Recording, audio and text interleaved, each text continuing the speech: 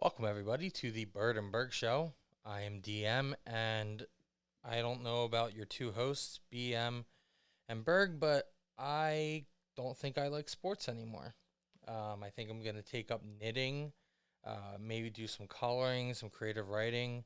I'm looking for hobbies to bring my overall stress level down and try to focus on some deep breathing, some meditation, things like that. So, um, I'll throw it to your hosts, BM and Berg. And boys, I don't know about you, but I'm kind of hurting from sports lately. And I'm wondering, we obviously are big sports betting guys, but what do you guys kind of look to decompress and kind of, get away from it at the times that you have to? I'll throw it to our host, Berg, if you want to start with, anything you do outside of the sports world to maybe make yourself feel a little bit better. It's gonna sound so freaking cliche, but I literally just will read the same stupid Peppa Pig book to my daughter because Aw. she has no idea what's going on, and it's just nothing I can do. And I feel Do the any same of way. us? Like the I mean, I was emotionally drained. I mean, I have all my Phillies stuff behind me. I really got to cycle that out. I was emotionally drained from that Phillies loss. Yeah. Emotionally drained from that, and it just kind of made sports kind of like whatever. But yeah, I'll literally hang out with my kids to not have to worry about sports. That's nice. I'm not a father, obviously, and it's never been something for me. But that That does you sit know that you know of. correct. And I honestly think if that happened, that anyone would have been like, you know what? No, I'm not even gonna tell him because I don't want to deal with him. And I get it. I respect it.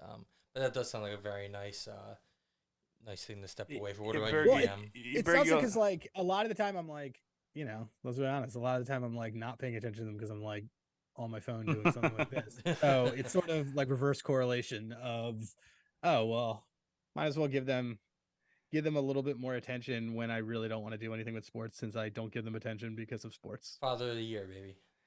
this is when Yeah. we need to put up the family picture of all the Rosenbergs and their Peppa Pig outfits. Oh yeah, dude, that was Dude, That was that was great. awesome. I commend you. That took some stones. That was better than so we did our family photo. We've never done family photos, and we did them this weekend. Sorry, I have crap on my desk. We did them this weekend, and my wife was like, "Oh yeah, we're gonna totally do this like twice a year." And I'm like, "All right, watch how this goes. There's no way we're doing this twice a year. Never Like doing this it is why people again. get their photos like once every 5 years." Dude, Nora 100% owes me $300 for these photos because she just anytime the photographer was like, "All right, smile," she turned around and was just purposely I love that. a jerk about it. That's And what I would have done. yeah, yep. What about you, So, BM? but I think so. That Peppa Pig family photo actually I'm all about that as our Christmas card, Yeah, it's fun. Christmas card. Hanukkah card. Yeah, yeah. Well, it's a holiday card. Yeah, it's both of them. So yeah, it's just I think it's I was like, this looks awesome. Why do we not make this the one? Yeah, it's dedication. Yeah, I don't know. I mean, for me, I'm just I watch some TV or movies or something. If sports are just annoying and I'm over them. Just thinking about getting into archery or something for some for some. Archery. Are No, you gonna join the fucking Hunger Games? no, I'm just kidding. But no, I guess just TV and movies and maybe getting some drinks or something. 'Cause I don't really go out that often during the week, but I'm more likely to if sports are pissing me See, off. it's funny you mention that because that's kind of the thing I have to stay away from when sports get me down is that not going for drinks because that's the time when one turns into four, turns into 12, and it's like now I'm just compounding the issue. So trying to find healthier ways to cope, but that definitely would be my most chosen path in the past for sure. Trying to find some healthy things. So if anybody has any good outlets or wants to teach, I need to take like a cooking class or maybe do some embroidery, something like that, just to experience something outside of this annoying world that we call sports. But we still love it. We're obviously here to talk about it, and so now that I got that off my chest, and we took a little break, I feel pretty good about getting into it. So um, we're gonna kick the show off here, and boy, I love this. I could do this every week, to be honest with you. A pet peeve you guys have when it comes to gambling Twitter, and I mean we can open this up to more of like the culture of of betting and everything because I don't think Yeah, we my should not name specific names and try to be not as Oh. like super specific as possible. in Oh case yeah, they I'm listen. not doing that at all. But I mean, this isn't really. That was my one thing. I was like, this is such a good question, but I'm like, oh, if we get really, really specific, people who listen would be like, that's me. Yeah, right. I mean, some people are gonna know who I'm talking about, but that's okay. But I'm not talking about any one specific person. Mine doesn't really relate necessarily to Twitter, but more to like your group text, your Discord, stuff like that. And I'll elaborate to make sure because I don't I love victory lapping. I have no problem with victory lapping. I love it. I'm definitely guilty of it a lot. I know BM, you mentioned like we don't do it enough, and I agree. We really need to get on it more. But I don't like, if you're just some person on Twitter, it's like, oh, like I hit a bet and you post it, like cool, like kudos, like I'll applaud people all the time, and people that like aren't that serious about it or whatever. I'm not talking about those people, but like if you're in a group chat, especially one that's focused on gambling, and you're in there, and like I'm not talking about the BTL group chat, which we don't really use that much anymore, but using it as an example, everybody in there we're really only in there to talk about gambling. So a bunch of us are in there every day saying, and random wrestling memes. Well, yeah, there's obviously the other stuff that comes of it, and that's all well and good. I love that stuff. I mean, that's really what I'm there for in those. So no, I get it. But if you're in those and you have all these people that are giving you plays, especially people that are giving you winners, and then you're just sitting there radio silent, but then at the end of the night, you're like, check out these 3 big hits I have. Like, fuck you. I'm sorry. Fuck you. Like, you don't have to be in those groups. And you can just be somebody who tails people. That's fine. But if you're going to be in those groups, take other people's picks, contribute like that, but then you contribute nothing other than last week's lotto, I'm sorry. That shit pisses me off. Last week's lotto is one of my favorite fucking things in the world. And honestly, I will. It's really fun to say. I'll call him out by name because he's one of our friends, but Justin used to be really bad about this, where like he would do a home run parlay, and after 2 had already hit, he would send it around to the group being like, can't wait, like all eyes on Pete Alonso. Divers! Like, yo, let's get the vibes up. Yeah, and he's just what fucking vibes? I'm not invested in this. Yeah, I'm like, why'd you tell us? Like, yeah, keep that shit to yourself. But again, I'm mostly being facetious and it's all fun. But like sometimes I'm just like, dude, like, come on, I would have played it and we could have had fun winning or losing together. That's what this show is about. Like that's like we're doing this because we enjoy doing this together. Like I love giving a play and the group rides it and we hit it. And it's like, yeah, look, we all, I won for everybody. Like I love that. Maybe that's not for everybody, but that's for me. It's good also when you do it as the group, like because like I remember last year when I was like trying to messenger bet like a lot of stuff through BM and through you, and like like I don't know if Birdman knows this, but he makes a lot of plays, and a lot of them are like he does a lot of lottos, and like occasionally some of those hit. It's hard to be like I'm gonna blindly tail every single one. Like 100%. Oh man, I wish you had told me about that one. Like because now that I can do it on my own because like it's legal and stuff here, like 80% of your lottos, I'm just like, sure. Like I'm not, right, but like if you're all like, yo, let's construct one together, it's totally different. Like it's a better vibe. But if there's anybody in the world that you can't say didn't give it to you, it's BM. I got to give him credit there. Exactly. He's the anti-hero to my problem. There will never be a time where I text Birdman, I'm like, why the fuck didn't you share that with me? I just don't. If there's one that it's like you'll have a whole bunch of them shared, and I'm like, and it's like I'm like, am I gonna cherry pick which one? Like, because some of them, it's when we all get together and we do it. That's why I like that we do that as part of the show, where it's like let's all do one together because it's a lot of fun. And yeah, so I also tell people on Twitter, like, because I know not everybody puts all their stuff on Twitter. It's like if you find one leg out of a parlay that you were like, oh, I had, let's say I have 2 legs, but I need 3 for the risk free. It's like, oh, you know what? I'm gonna use that. That's good enough for me, Yeah. But I've had plenty of people like, hey, I built off of yours. I changed this. I'm like, cool, like good. I wish it best of luck. That's what I tell people. That's the reason why I started putting plays on Twitter. I was like, this is what I'm playing. If you want to, I want people to feel confident in what they're playing. Right. If that means taking some stuff, but there's an 80% chance if you thought about it, Birdman bet it. So you should feel confident. Yeah. If you ever need validation of your own play, he's got it in something. Have you thought about doing a punt for the first drive? Because Birdman did for 2 seconds today, and I did. I just lost. I lost it on that Najee Harris thing. But like that's no. That's a good point. It's like you also find pretty obscure. You use your pooping time to scroll through to find things very, very nice. Like I would never have found some of the things that you find. I'm trying. Yeah, I try to do that, but I mean, the other thing with that, with your point though, is like if you look on Twitter, and I'm friends with a bunch of guys on there, and some like JD for instance hits for like 200 grand, and then you see someone on Facebook is like, yo, join my thing, whatever, like. I just hit this, and it's like, one, there's 0% chance you shared that before because it's the same bet amount. Nobody's betting outside of JD 1850 on a four-leg parlay, and it's just, Right. and you see so many of those Facebook ones. I don't even know. I haven't been on Facebook really in a while. I haven't forever. I but my kids friends from my high school are like, you should join our FanDuel Facebook group. I'm like, I'm never going to go to this. Yeah, and this is the topic we can go on forever. I mean, I have other This stories is with this that is like too. What we wanted to do. This is what we wanted to tweak in the show, is have this organic conversation.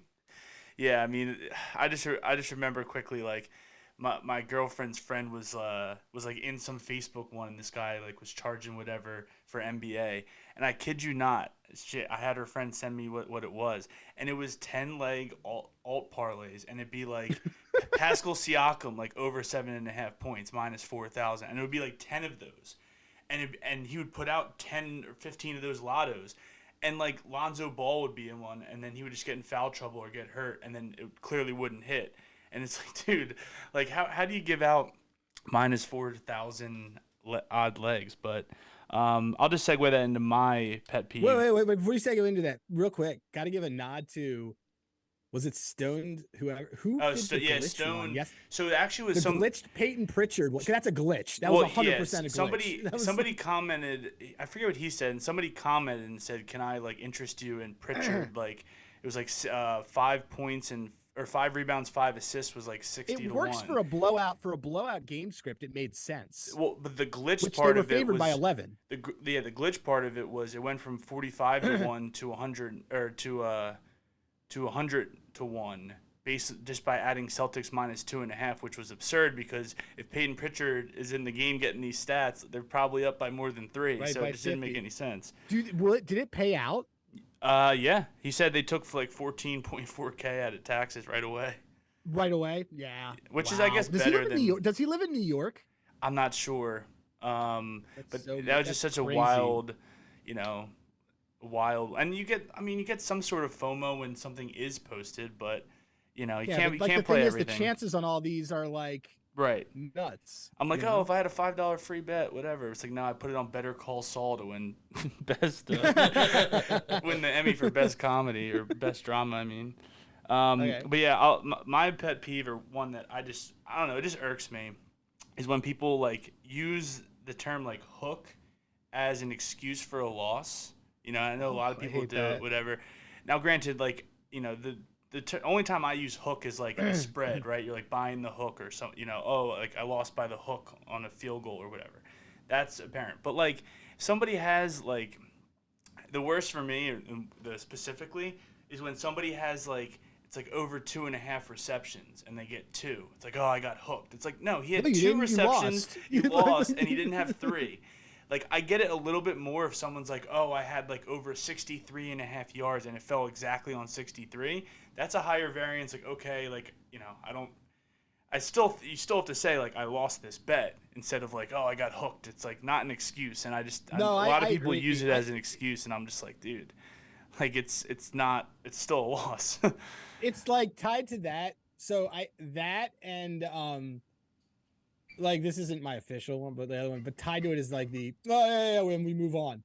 Like it's just like it's sort of, and I'm sure that we've all done this once because no one wants to like own, hey, I went like 0 for 9 or like whatever it is, like right. and so instead they're like, yeah, I got hooked into this thing. Like, no, dude, like I was wrong, and guess what? Like chances are, even if I'm successful, I'm probably wrong 50% of the time. Right. So yeah. Yeah, so that one hooked bothers me because just say like, no, I didn't get it. You didn't get hooked.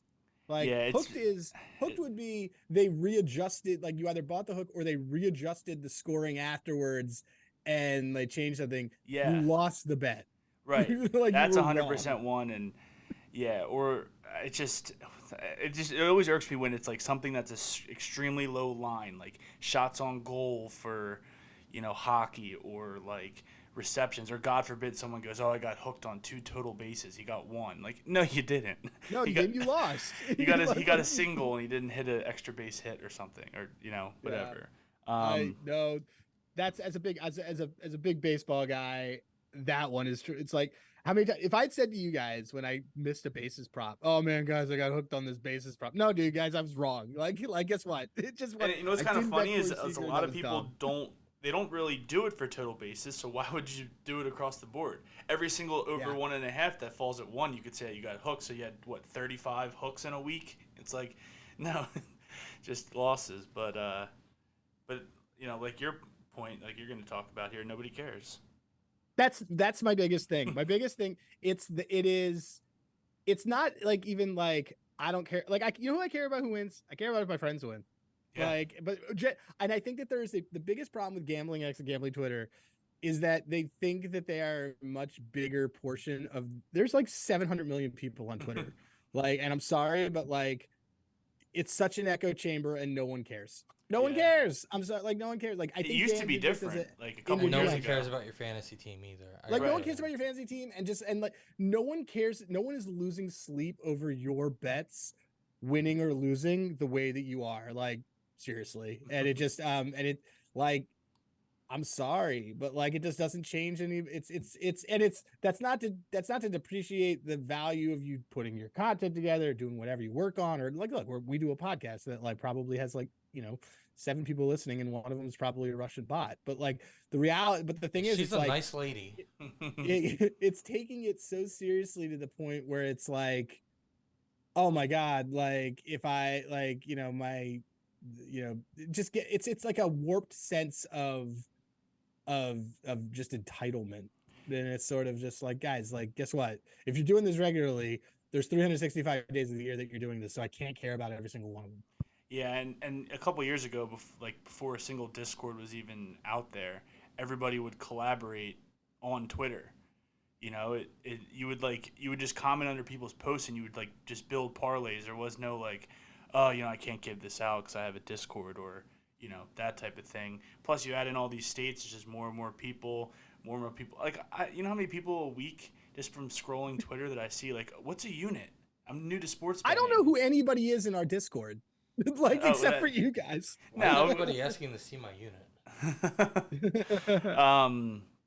But all right, let's you want to move on to parlay build approach? Yeah. Because and I think that you'll have a good take on this because you are. It's a very good lottery complicated. guy. I was thinking about it earlier. It's a very complicated answer for me So, at like, least. For me, generally speaking, I have settled into this format. Like, and this is for like 90% of my parlays. Yeah. 90% of my parlays are built around a correlated game script. Yep. So, and if this, then that. And Yep. so, and for NFL, what I really love to do is I try not to do, I do them when there's like a large spread that the team is going to blow the other team out, because then it allows me to pick somebody on the other side that's going to happen. Example, when Kansas City played the Bears, I took a Kansas City alt. Kansas City was like, I think they were like 11-point favorites or something like that. I took like an alt spread on them. And then I figured, okay, if this happens, then it means that they went over in one of the quarters. They had to have, and they did this. And then the Bears probably got to the point where they're like, all right, Roshan, like we're going to just do checkdowns to you. So I did Roshan's receiving yards as like the final leg in it. And like all of these end up being somewhere between 5-1 and 10-1. Right. But like I'm also I can confidently tell you that I'm hitting them at above 50% rate. And like tonight I did a reverse correlated one. I did a Steelers defensive touchdown with like alt unders, which made the odds like nuts. But I always try to go correlated game script, especially in the NFL. Yeah, I would definitely echo that. I do aim to do that. But I guess it does depend on like, certain sports and games. But like, you can, I'm looking at NFL or NBA. If I'm not doing something that's like completely correlated, I'll try to find maybe two out of the legs, but two of the legs. Yeah, how do you do it? How do you do it for a multi-sport? Multi-sport. Well, it's either one, things that I like, right, just in general. Uh-huh. But the SGP X's are actually like, you can kind of, if you like two legs and something that's correlated, and you just kind of build that out. Or sometimes what I'll do is I'll try to attack just like positive EV lines that pop up. And if I'm just combining them, then in theory, the parlay should be positive EV. Um, but uh, but yeah, I mean when it comes to the NFL, you're not always going to get that. And sometimes I like to just go after like very obtainable smaller lines. Like for this game, I think I had one with like Will Levis like rushing yards. It's like you can get that in one play. Like if you get some of these ones that you only need one play to hit it, it kind of makes it I don't know, for me just a little not easier to hit, but maybe in some regards, because you're not then game script wise a lot of ways where Levis can get 10 yards, but like not every game script will let DeAndre Hopkins get 75, or Yeah. maybe a player has less usage.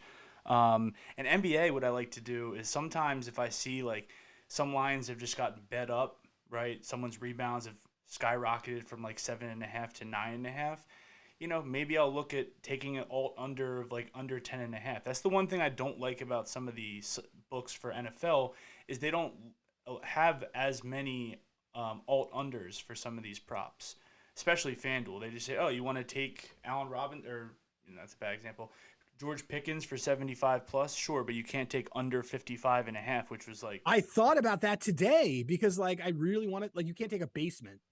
right. You can do it on a Bet 365, right? But you can't Uh, do it on. so you even alts there. I think DraftKings does have. I don't know. See, that's why NBA you can really mix in a lot of unders that aren't just standard lines.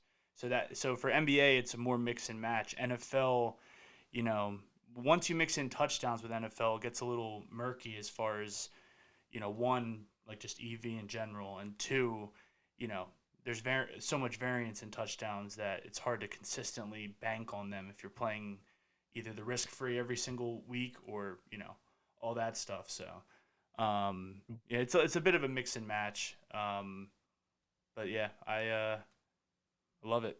Yeah, Adam, you stole my Where you stole I my did. line. You stole my line. I was gonna go with game script because I know me and you were hammering that in baseball the last Oh, couple of weeks, and that was yeah. working Well, we really just well for me. do. It really changed my thinking of how I did parlays during that time, and now I'm excited to try and take that over the football because we were sitting there like, all right, this guy's gonna, Trey Turner's gonna score a run. Who's gonna drive it in? Who's going to drive him in? Right. And how's he Well, gonna get there? Is he gonna get on and steal? Is he gonna hit an extra base hit? And like we cleaned up during the NLCS, even though we cleaning didn't get up the on result those we ones was wanted. super easy. All right. I know that this was a super long segment, so we're gonna kind of jump right into the pick. This was good though, but we're gonna jump right into the picks, and let's do it. Sorry for our listeners who just had to listen to that, but that was really informative. So you should be That was happy. great. Okay. Um, recaps because I haven't been here, but we are looks like we were 5-4 in the last in week 6, 28-25 one overall. We're up a unit. Let's try to make, now we're halfway through the season. All these things we've been goofing around. Now we're gonna take it seriously. Dan, kick us off. What's your first bet? All right, so my first pick for the week is going to be the Browns -7.5. I got this on DraftKings -112. It's pretty widely available. Some books are sitting around 8. I think I've seen 8.5. So definitely want to shop the line a little bit. But they've covered the spread in 8 straight following a loss. It looks like Deshaun Watson may be in line to play. I don't think I mind whoever's quarterbacking for them, whether it was a PJ. PJ Walker, yeah. Or Watson, but if Watson comes back, then I mean this is an absolute hammer spot. Arizona just traded Dobbs to Minnesota after the Cousins injury. Arizona clearly doesn't care about trying to win or anything. What do you mean? They're starting Clayton Tune. Yeah, so as everybody expected, they are basically in full tank mode. By the way, this is how you tank. Like what they're Right. doing right now is that Right. when you trade away Josh Dobbs so that you can start Clayton Tune, that is how you tank. And honestly, like I give them credit because of the fact that like Dobbs looked pretty good, and now they're getting value from that, and that's what you're supposed. So not only are you now making sure you stay tanking, but you just earned yourself assets by making that guy play himself into a viable replacement piece for a team that wants to contend. So like, good for them. Yeah. Because when I've watched them and seen them play well, I'm like, like, are they gonna screw this up for themselves? And they're no, don't worry, we got it. So good for them. But I think this is a big Cleveland bounce back spot.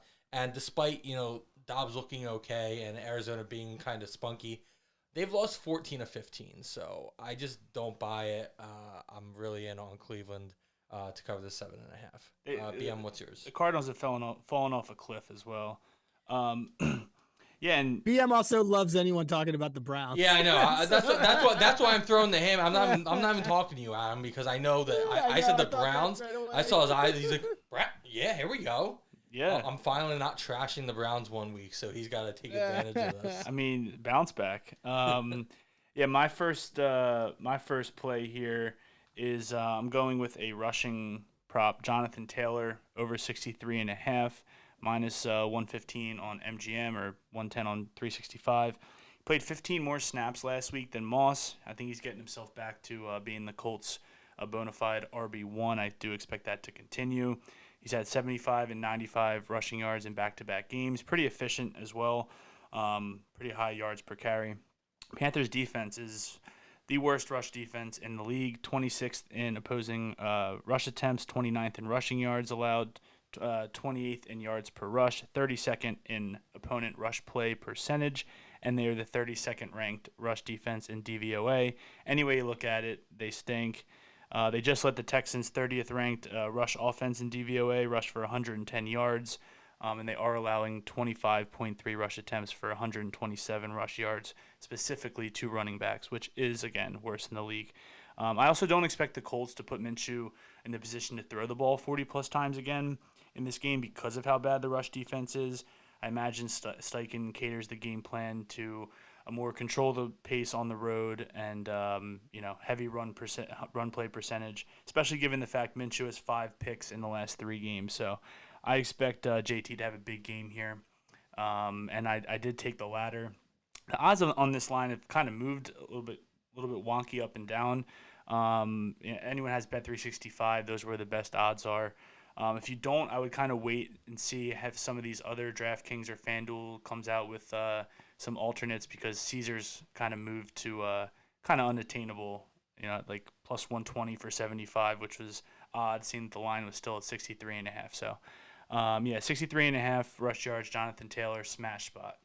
Go to hell, man. I need Zach Moss to keep thriving. Do you know he's the number 4 fantasy back right now? I know, dude. He's fucking legit. He's I have really him on my team, and he is. I need him to not go away. So they both could have 75 yards in this I'm game. just saying, I need Zach Moss to stay in I just feel like Steichen's a smart enough offensive coach to understand this is the worst run defense. Why would we have Minshew throw the ball more than 20 times? And if they get down that much, then like they have a bigger issue on their hands. It's the Panthers off of their first win of the season. Yeah, that's season, really the spot. But before I jump to mine, the one thing I would say about the not so great line on the alt on Caesar is that Caesars every weekend gives you a that boost, where that's fun to put that in, because you can use 25% helps you make up a pretty solid amount on it, because if his line is 64 and you're only getting plus 120 for the 75, that's turning it to plus 150. Yeah, well, see, it was plus 150 like yesterday. And I was like, okay. And then randomly the line an hour and a half ago moved to 62.5 on FanDuel. And then Dan got here and it moved to 67.5. So, yeah, either way, that's a good point. I think it's a smash spot. Berg, what's your first play of the week? Hang on, let me timestamp this. It is 31 minutes. As we edit this, it's gonna say that. Derek Carr INT is plus money. Why? He's a turnover machine. And I know that this is a bad Bears passing defense, but they still have 6 picks, and Carr has 2 picks in the last 3 games. Bears being a pass funnel defense, like opportunity, like they actually have have a better rush defense, and their pass defense is bottom. It's like in terms of everything creates a funnel. That means it's going to be higher volume, higher opportunity. Derek Carr plus 120 to throw an interception. Wow. give it to And you want to know the craziest thing I was looking at it is the Bears are first in yards per rush allowed. They allow the least amount of yards per rush, which is surprising to me because just they're the Bears. Dude, the Raiders have the lowest ADOT in the league because they keep all the guys in front of them. They don't Yeah. let people go for big plays. That's why Gibbs ate them up, but nobody was able to like. That's why Jameson Wilson was like a not like fun, but not ever gonna happen because they just don't give up bombs. Yeah. Dan, what do you got? All right, so play number 2 for me. I'm going to the Birds. I'm taking the over for Dallas Philly. I got 46.5 at -115 on FanDuel. The last 5 matchups between these teams have hit the over.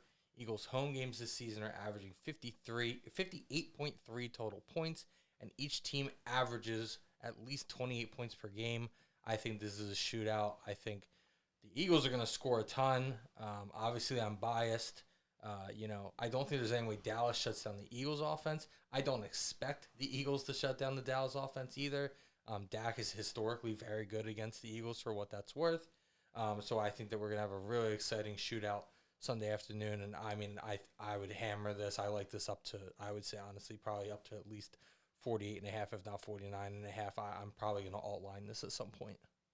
Yeah, it feels like a 27-23 game. I had 27-24, so I love that. That's Yeah. why I was thinking like I might go to 50.5 and bet that. But yeah, I'm right there with you.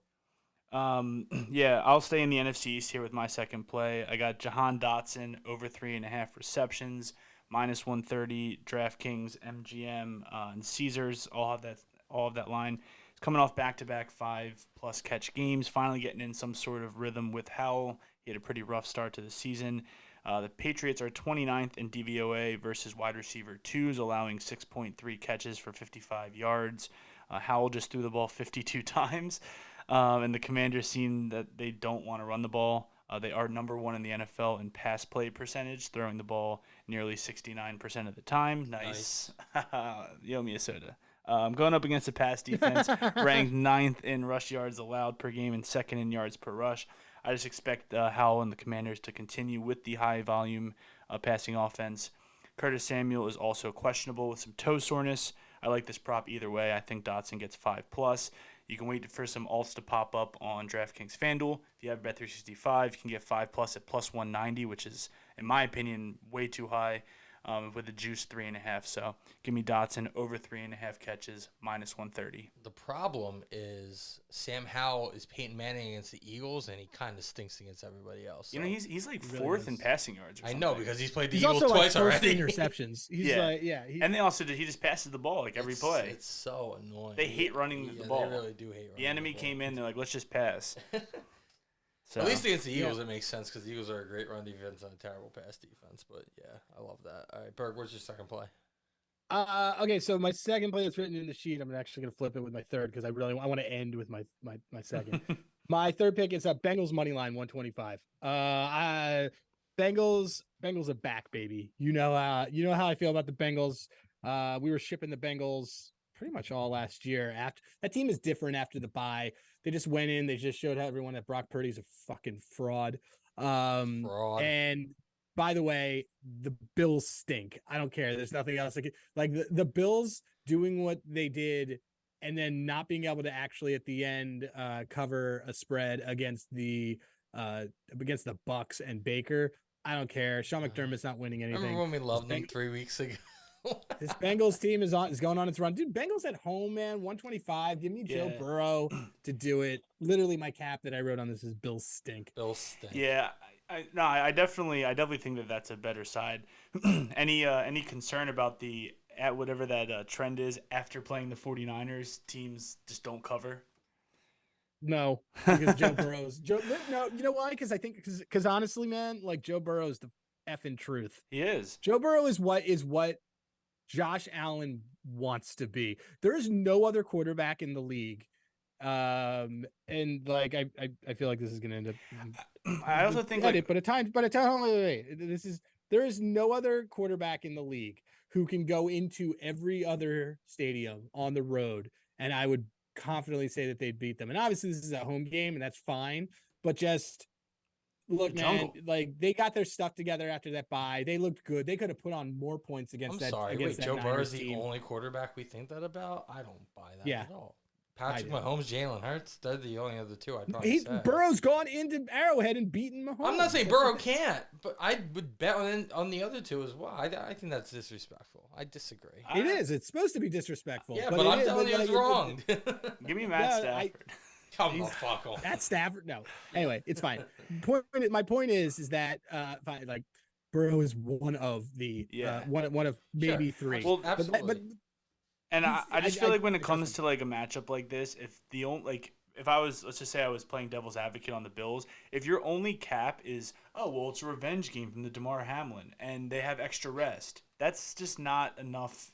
Like you don't win games off of that. Is somebody saying that? Oh, I'm saying those are pro Bills points, but they're not. They don't sell me to take DeMar the Bills. Hamlin revenge game. Has he seen the field yet this year? Dude, first, yeah, he did. So he is eligible to come back here. That ruined my Bills over win bet because everything. Yeah, And you could actually frame it as a double revenge game because like for the Bengals as well because of that game they didn't get the home playoff game or whatever. I don't with the want to hear a Ravens. fucking thing about that either way. That's so dumb. Oh, I hate they're gonna that. mention it every I single know. second. I know they're gonna mention it. But like Bills. if are coming anybody off- capping this tried to do that, But I'd like Bills say- coming off the Thursday night game, extra rest, whatever. But I still like that. they bet. better. They stink. They stink. Yeah. That team stinks. Yeah, they do.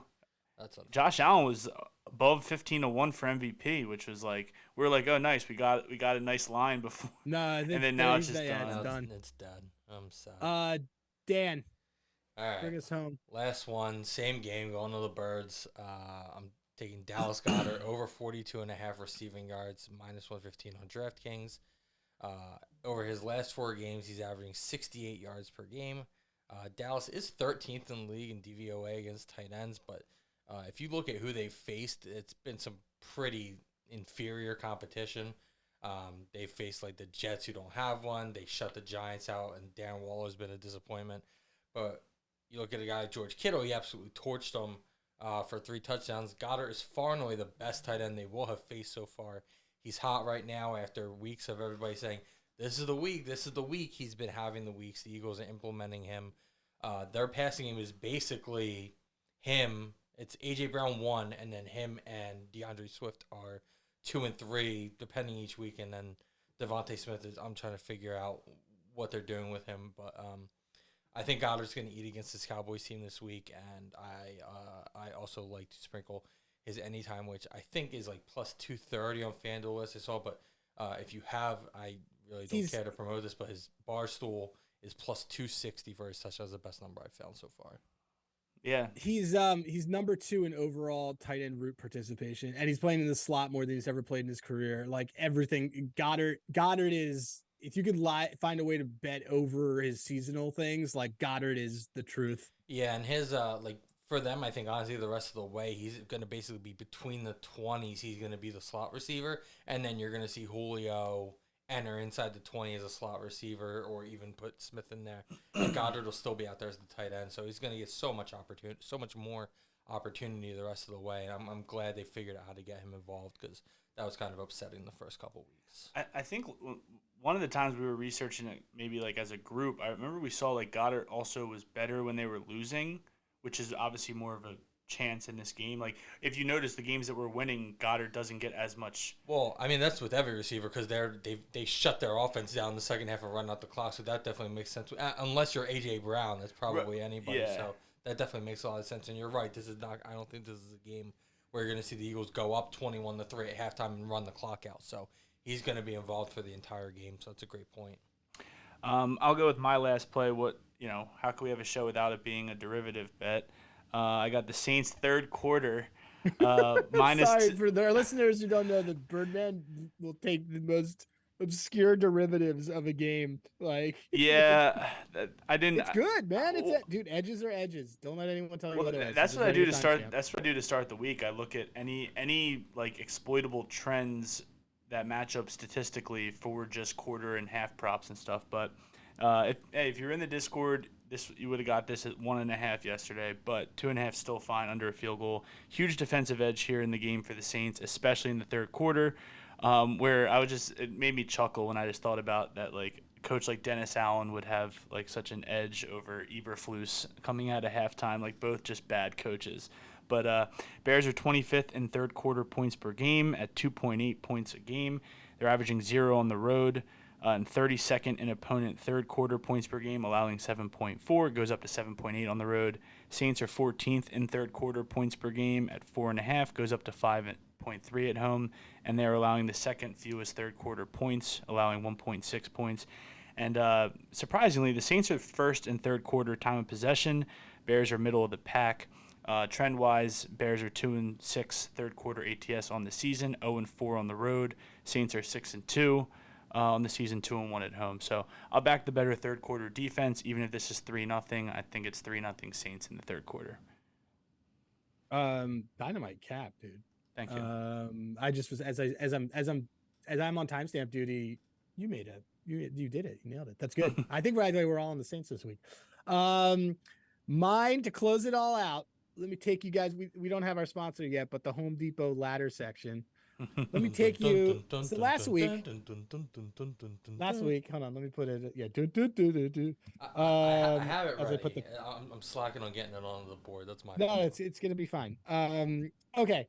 So last week we had another one of the Patriots wide receivers, Kendrick Bourne, had him as a ladder, gave it out in the Discord. Loved it because his baseline was essentially 46. He was getting first wide receiver 1 usage, no questions.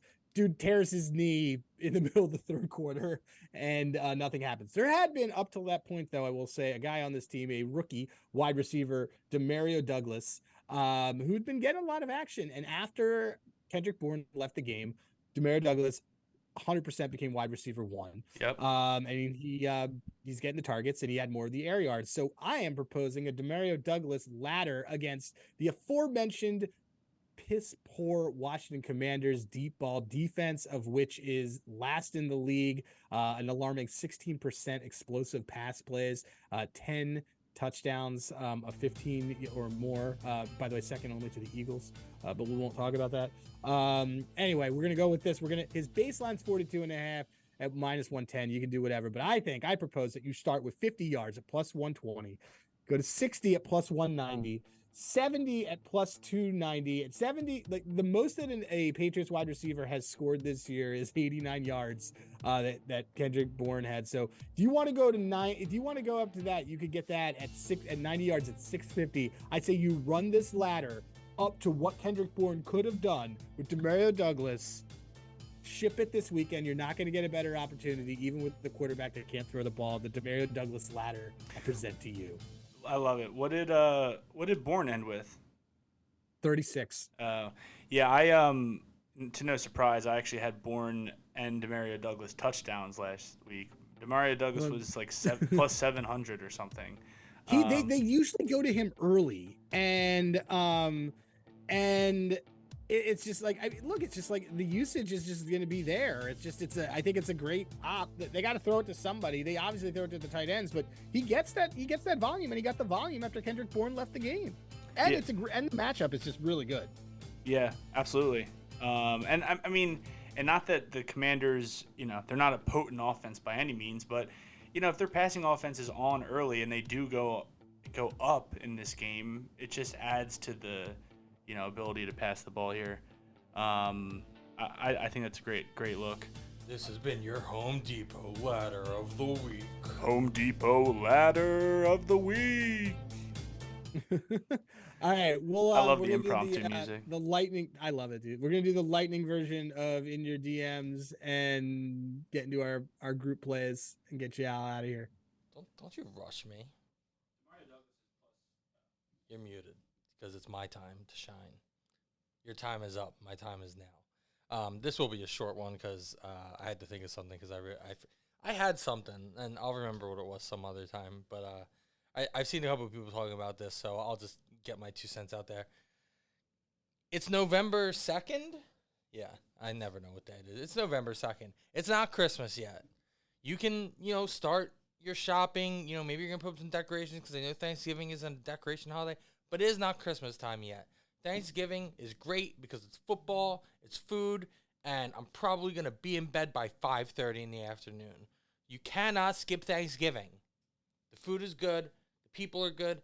I like that, I usually do like a small thing, and then I kind of mind my own business and just go to bed early, got a full stomach, eat 3 plates of food, watch some football, get to watch Dallas lose. The night games are really good one this season. Is it the Niners, I think?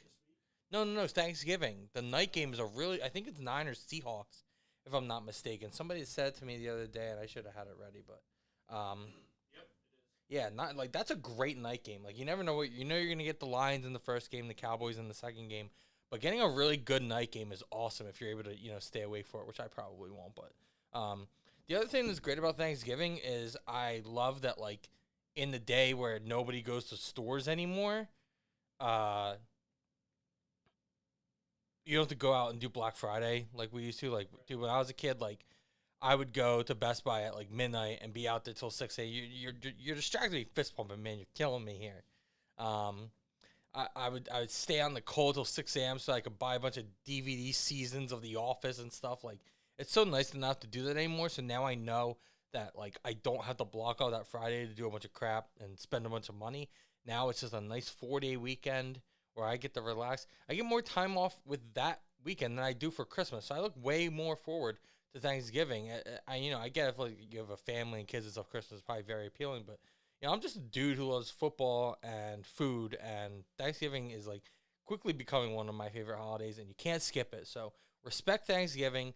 I gave all the people their whole month of October for Halloween.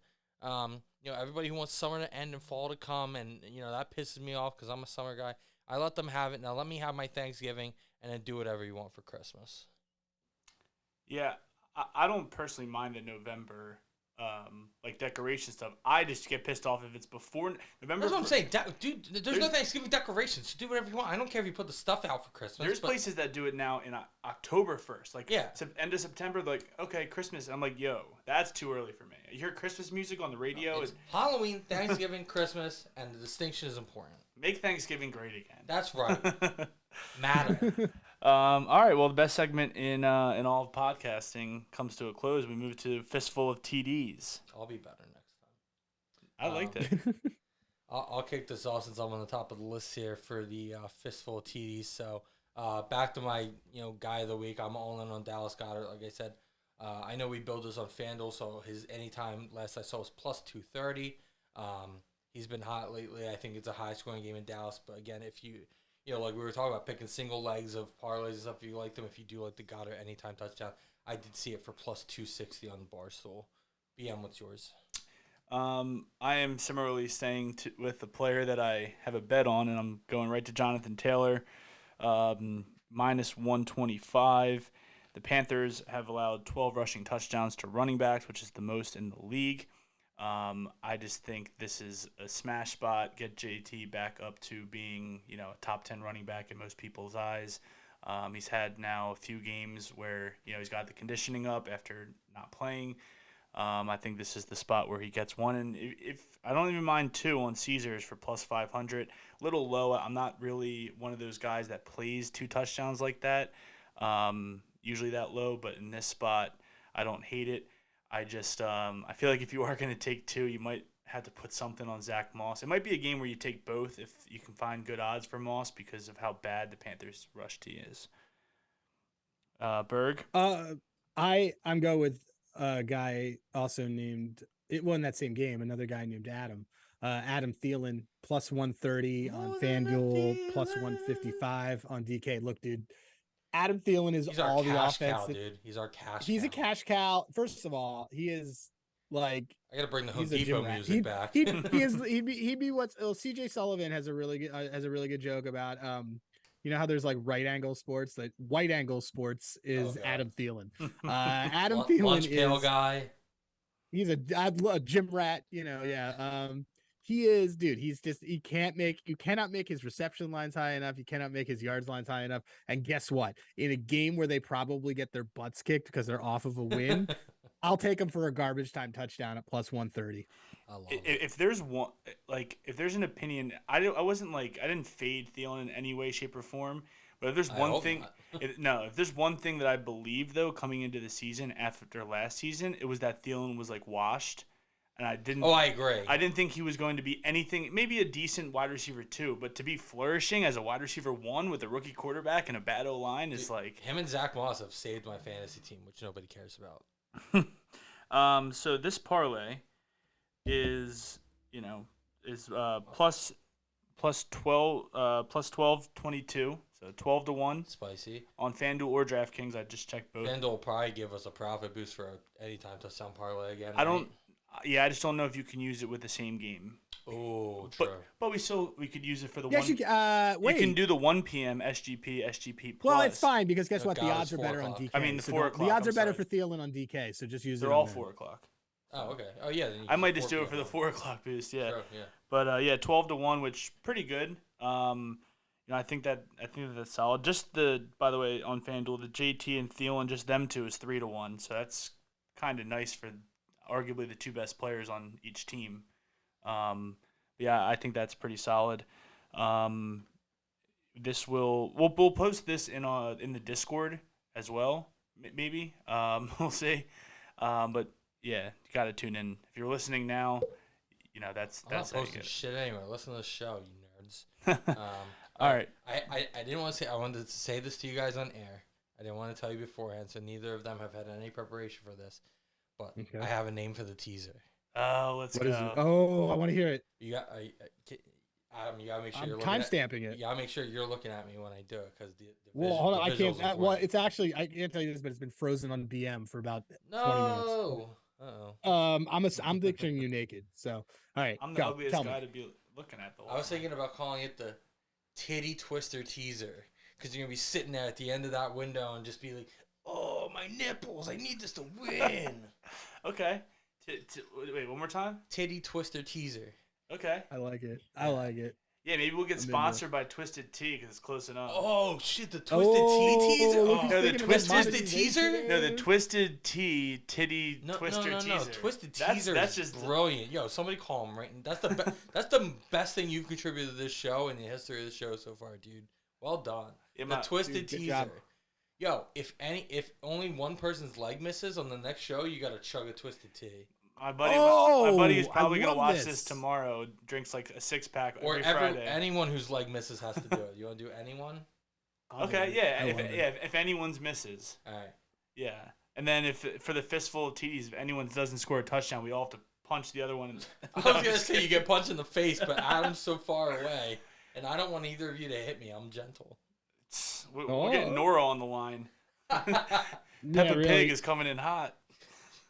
All right. Oh, by the way, guys, just hey, I would like to interrupt this before we do this, but my Embiid alt boards hit after no one backed me on this. I didn't He's even at 13 know. boards tonight. To be honest, I didn't really look at basketball today, because I was a bit busy there. But I'm happy for Guy you. texted me to put his bets Thank in, but you. he can't text me to play. I get it. I get it. Wow, tough scene. I think he put it in the Discord. I don't look at it. I did. Yeah. I did. All right, let me kick With this a, off. and so it we- was my it was my FTN play, so it was my POD. I don't pay Anyway, attention keep to going. you guys. All right. Teaser So- time. So it's a 6-point teaser. We're all agreeing to make sure that it's a 6-point line swing. So same as I'm going to Goddard for the touchdown and the fistful of TDs, I'm going to that Dallas Eagles game as well.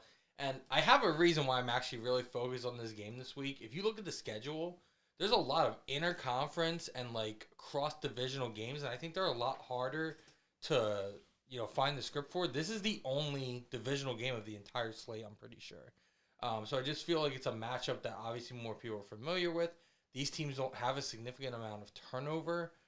So, they've seen each other a lot. We know what to expect from these teams. So, unlike most weeks where I'm just kind of an idiot who's just ends up picking the same game for a bunch of stuff, I actually have a reason why I'm very much focused on betting a lot of stuff in the Eagles-Cowboys game against the other games. I think it's one of the more predictable matchups. Not necessarily saying the outcome specifically, but the idea of how the game's going to flow. So, I'm teasing the total down to over 41. I like it. I like it. I will. I had a bunch of different legs, and then Berg said, "Oh, it doesn't have to be Wong," but I ended up choosing a Wong leg anyway. I'm gonna stay in the NFC East, and I'm taking the Giants up to 7.5. It's gross. I hate it, but I also It's really gross. and me and Berg and I think DM as well. We love AOC, but I can't see him beating any team by 8 points. Not right now. Now it does worry me a little bit that they replace McDaniels, and teams usually at least the first 1 or 2 games spike their performance. So, but I still think that I looked at this too, so I get it, but it was gross. So I like it, but I'm glad you took it and not me. Berg, what do you got? Cleveland, not Wong, down to it actually is 2.5. Wong on DK. No, it is. Eight Okay, to great. 8 to 2. Whatever it is, Cleveland down to something 3 or less. Yeah, Browns at 2. Browns take care of this. Clayton Tune's not going on the road to Cleveland to number 1 ranked. They are number 1 ranked defense, by the way. Number 1 ranked defense and winning there. It's just not happening. I couldn't period. agree more. Plus 160 for the 3-leg teaser on DraftKings. That feels pretty I love good, that. to be honest. That feels pretty good. It feels like a winner. Yeah, I like that. All right, let me recap us for the show here because we're running a little long here. So again, on the year, the show overall, which does include guests, is 28, 25, and 1. We are up over 1 unit, so we are finally rolling. Hoping to continue that. I am 9-9 on the season, so sitting at 500. I went 2-1 last week. My plays are Cleveland minus 7.5 on DraftKings, Eagles Dallas over 46.5, which I got on FanDuel, and Dallas Goedert over 42.5 receiving yards, which I got on DraftKings. For BM, he is 11-6-1 on the season. Went 1-2 last week, so I'm trying to catch up. His first pick is Jonathan Taylor, over 63.5 rushing yards on BetMGM. Johan Dotson, over 3.5 receptions, minus 130, widely available. And the Saints' third quarter spread, minus 2.5, which he was able to get on FanDuel. And Berg, who is 6-9 on the season, nice. Doesn't have a record from last week because we had our friend Javon fill in for him. So, again, shout out Javon. Appreciate him filling in. His first play was the Derek Carr interception at plus money, plus 120. Pick number 2 is the Demario Douglas ladder. Just use his base. Just use his base. Yeah, for starting what at you count as. starting at 42.5 receiving yards. And then third pick was the Bengals money line, minus 125. And just to make sure everybody didn't miss the point of that, Bill stink. Get it out there one more time. So those are the official show plays, and we've got our fistful of TDs parlay, which was Dallas Goedert, Jonathan Taylor, and Adam more than a Thielen. And then our new segment, the Twisted Teaser. I'm definitely using that. Sponsor us, Twisted Tea, is Dan teasing the total of Philadelphia Dallas to over 41. BM teasing the Giants up to plus 7.5. And Berg teasing Cleveland, whatever, down to 3-2, whatever 6 points. I think it's 2, yeah, 2 or 3. I didn't this know is a 6-point teaser, which I think we said totaled out at plus 160. So that's everything from the show for this week. Best of luck on all your wagers, and like we love to do, I'll pass it around to everybody for one final word before I plug all our stuff. So, Berg, let's start with you. Give everybody one word. Alts. Ooh. BM? One word, all one word, we're back. Fine, I'm going to allow it. Let's see. I was going to say we're so back, but that's just not it, because the Phils are still breaking all of our hearts. Oh, you just killed the whole vibe. Dude, wait, not to make a he funny just joke did about it, the so do Phillies. whatever you want now. Well, they said it was great. Do you realize that Scotty Kingery is still on their payroll, and Yes. they have a club option for $13 million for that dude? There's no shot they picked that up, right? Absolutely. It's Now well, Todd Zelecki's like, they're not picking this up. Isn't the This buyout is like $1 million? Probably. He was given like a $25 million I can't talk contract about out of this minors. right now. It Please was don't do crazy this to because me, he had a big please. spring training. Dan, what's your one word? My one word is stop. Please stop. Nice. All right. Thanks, everybody, for tuning in. Again, every week we should be back on track. We're working on some stuff. So live on Twitch. The replay is up on our YouTube as well as some clips and stuff. We'll be getting all that stuff out across all our socials, Twitter, Instagram, TikTok, all that stuff. So make sure that you're following us at BIRDandBERG on everything. We have a link tree now, so if you need to find all the links, you can find us on there. That is linked in our Twitter. That link is found in all of our social media, so if you go to any one of them and find that, you can find the links to everything else. And we do plug the Discord we have with a lot of friends. We do a lot of promotion there. There are other shows that people have in there. So if you're interested in that, we're all in there. It's free. There's no money involved. No paying or anything. Again, just my pet peeve. If you're gonna come in, you know, give out a winner. We love to win. We all love to win. But no, seriously, you can just come in and hang out. It's all good. So again, at Bird and Berg on all socials for BM and Berg. I'm DM. Thanks everybody. Best of luck and have a great night.